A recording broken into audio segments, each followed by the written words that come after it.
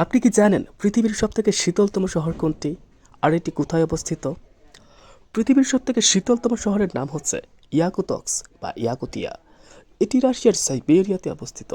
ইয়াকুতস্কের গড় তাপমাত্রা -8 degree Celsius, আর শীতকালের স্বাভাবিক তাপমাত্রা হচ্ছে -40 ডিগ্রি সেলসিয়াস, যেটি আমাদের ফ্রিজের ডিপের তুলনায় অনেক অনেক পরিমাণে ঠান্ডা।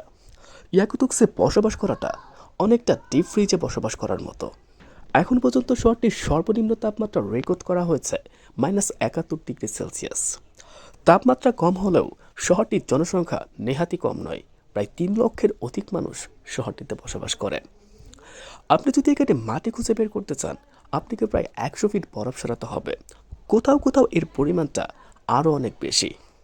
আরেকটি মজার ব্যাপার হচ্ছে, শীতকালে এখানকার গাড়িগুলোর স্টার্ট কখনো বন্ধ করা হয় না। গাড়িগুলোকে 24 ঘন্টা স্টার্ট করে রাখা হয়। তার কারণ কি জানেন? যদি স্টার্ট একবার বন্ধ করা হয় আর যদি 10 মিনিটের ভিতরে স্টার্ট না করা হয়, তাহলে জ্বালানি জমে যায়। ফলে গাড়িগুলোকে আর কখনো স্টার্ট করা সম্ভব হয় না।